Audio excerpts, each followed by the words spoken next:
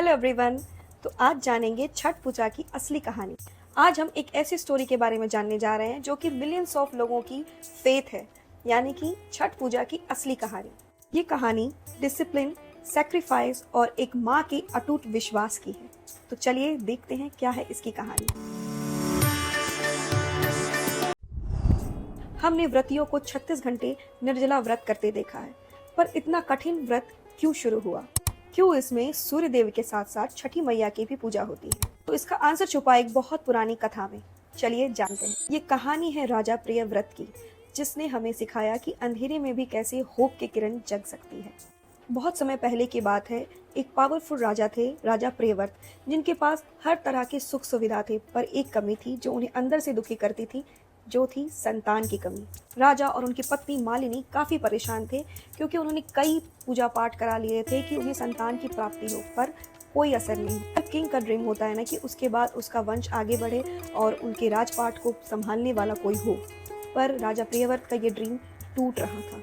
एक दिन राजा ने महर्षि कश्यप से मदद मांगी, तो उन्होंने एक बहुत बड़ा यज्ञ कराया। इनके कारण महारानी गर्भवती भी हुई और उन्होंने एक बच्चे को भी जन्म दिया। लेकिन डेस्टिनी को कुछ और मंजूर था। रानी ने मृत बच्चे को जन्म दिया था। अब तो राजा बुरी तरह से टूट गए थे और उन्हें लगने लगा था कि उनकी लाइफ का कोई मीनिंग ही नहीं बचा।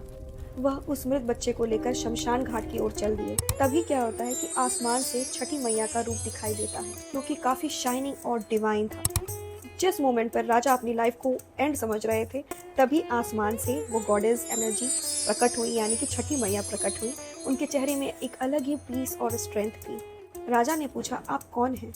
माता ने जवाब दिया, मैं हूँ षष्ठी देवी। मैं ब्रह्मा की मानस पुत्री हूँ। मैं संतान की रक्षा करने वाली देवी हूँ। लोग मुझे छठी मैया के नाम से जानते हैं। देवी ने राजा को तुरंत छठ पूजा करने और सूर्य भगवान की उपासना करने का आदेश दिया। राजा ने फुल डिवोशन और प्योरिटी के साथ देवी के निर्देश का पालन किया। और मिरेकल क्या हुआ पता है? देवी की आशीर्वाद और राजा के व्रत से वो मृत शिशु जीवित हो उठा।